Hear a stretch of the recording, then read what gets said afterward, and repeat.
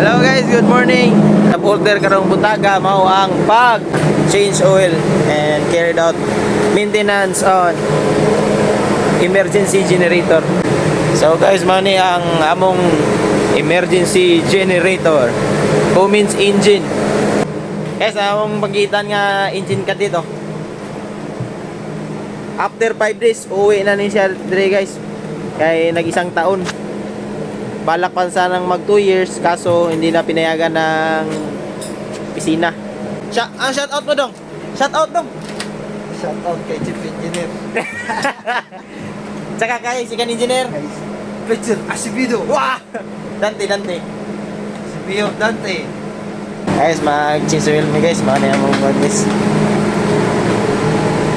Ito guys, kailangan muna natin i-local to. Baka mag blackout sa baba, biglang aandar to nag-change oil tayo. Ito. Grabe na kahit ito maning kuhan guys, iyang langis kahit nagpula na ni sa analysis, lube oil analysis. Mahina man guys, dito na lang tayo magtanggal. Kunin natin yan.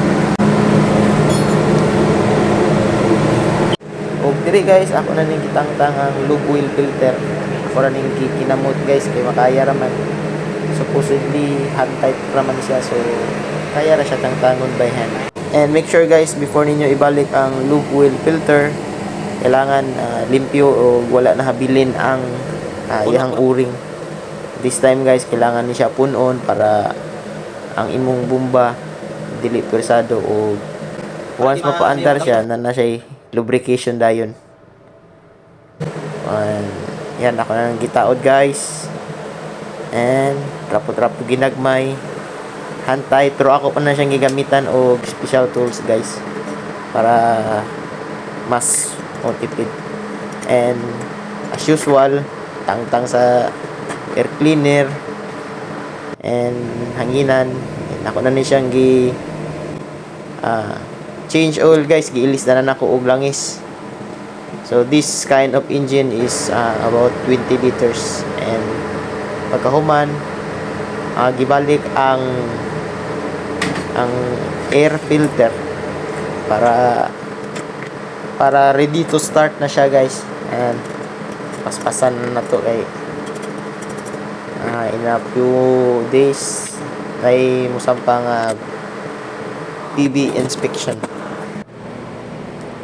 And after sa pag-change oil guys, pag-change og oil filter, pag-limpyo sa air cleaner, trapo-trapo ta ginagmay, check sa mga gipang buksan, check sa fuel line, gikan sa tangke. Syempre kung walay supply, di na mo andar. And dipstick as usual, same sa pag maintenance mo sa imong sakyanan, pag-prepare before mag-start.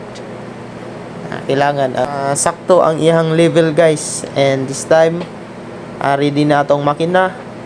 So ato na ning ipaandaron. So naka-local naman siya guys. So push button start na lang ta. So start. Okay. Start. Okay, naandar na atong makina. After that, check na to ang atong mga gipang ilabtan. Okay, walay leaking ang fuel filter, ang lube oil filter. Importante guys na na-check niyo mo sa imong ilabtan. Kaya in case na mga leaking para dayon ang makina. So ayan, okay, all goods. And ato na ning i-off guys kay to recheck again the lube oil level. Kailangan sakto ang ihang level guys. Inyong napansin guys, naay alarma. So never mind the alarm because it's normal kay idle raman ang andar sa emergency generator. So kung imo nang